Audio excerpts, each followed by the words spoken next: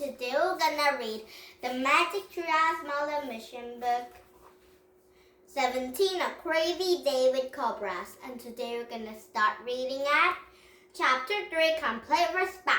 And then I'm reading at Chapter 4, okay?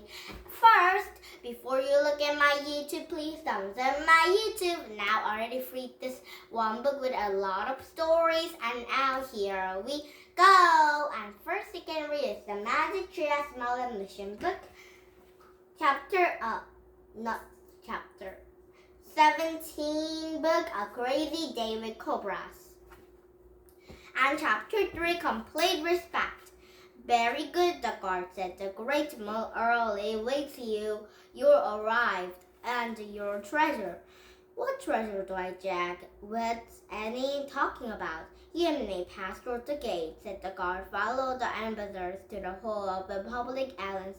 The great mole appears each morning before his curtain nobles. Thanks, said Annie. She pulled Annie along through the drawbridge. And do not worry, the guard called after them. The great mole will not mind your roof, and his grandfather had become an emperor when he was 13. Super, thanks, said Annie called back. Hey, what are you talking about back there? Jack whispered as he had Annie and started across the bridge. What? We didn't bring any treasure for Great Mole. You didn't bring anything. Yes, we did, said Annie. What? Tell me what, said Jack. Your story, said Annie. In your bag, right? You've got to be kidding, said Jack. That is not a treasure. Yeah, it is. Think about it. You print your story, fancy curl type from the computer, right? Said Annie. I did my drawings with sparkle pens, and there's no computers or sparkle pens for 100 years ago. The great mole had never seen writing and artwork like that. Our ordinary stuff will be a treasure in this time. I don't know. Jack didn't know what to think, and he shook his head. It won't be, trust me, said Annie. And hurry, we don't want to lose our other ambassadors.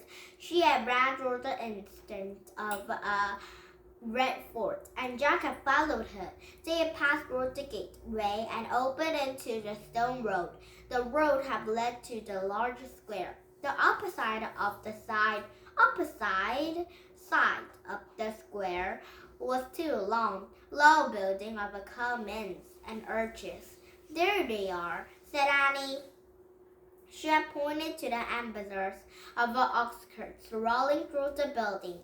That must be a hall of a public audience, said Jack. Jack and Annie walked quickly through the building. The air felt as if they're coming from hot furnace. By the time they arrived at the hall, and Jack felt faint from his heat. The ambassadors from the Europe had already gone inside. Ference-looking guards stood at all the instants. Daggers have curved, the swords hung from their belts.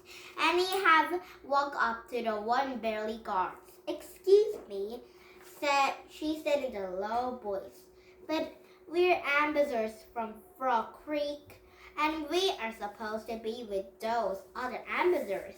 And to Jack's surprise, the guard asked no questions, and he had nodded and gestured from them to follow him.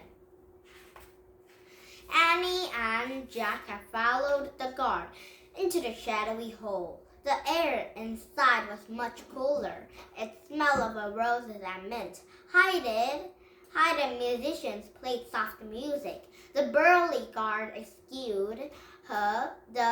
Annie passed the dunes of a court nobles, and the man had a beard or mustache, wore a beautiful coat in many colors patterns, bright orange, purple, turquoise, and the green striped, the pale pink with flowers.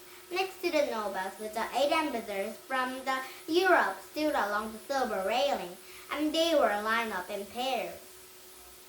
Burly guard rushed Jack and Annie into the end of the line.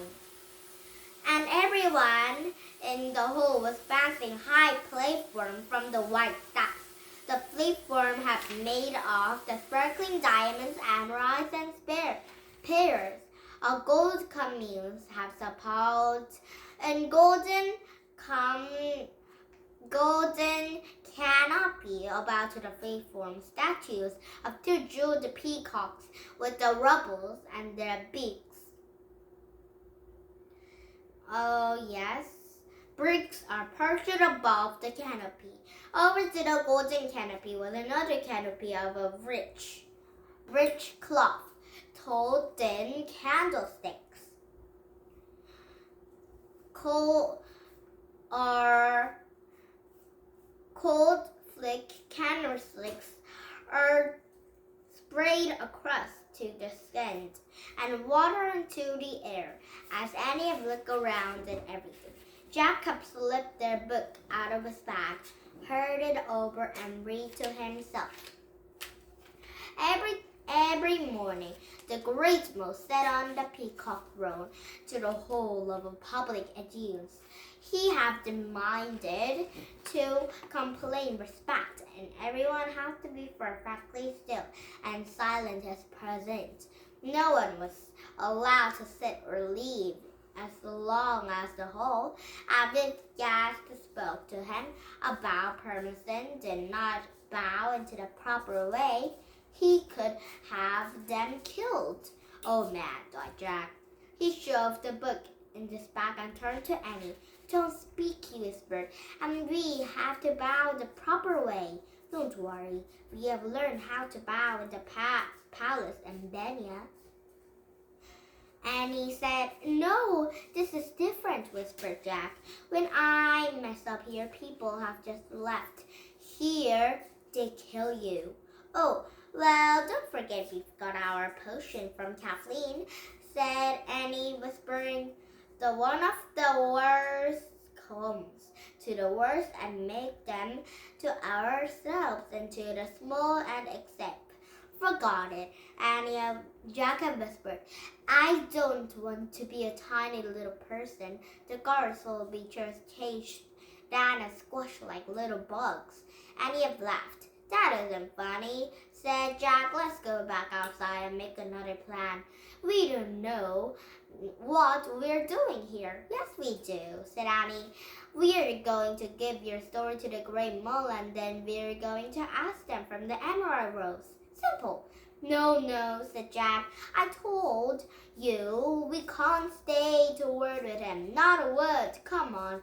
We have to leave while we're still alive. And Annie sighed. Okay, fine, she said. But Jack and Annie have turned to go. Trumpet blasts shattered the air. The trumpet sounds were followed by the beneath drum rolls. Shah Shan, the great mole of India, stepped through the door into the back of a hall. Now it's chapter 4, the Great Mole. I think the Great Mole have came inside to the hole, but now Jack and Annie are getting the plan. So what shall we do with Jack and Annie? Okay, we'll figure it out tomorrow. And then maybe we can start reading at this chapter 4, the Great Mole, and then reading at chapter 5, okay? And now, did you have fun? Heroes English Country, we come back some. Please button up this door because it might be a new chapter to read, okay? And now, bye-bye everybody and have a nice day.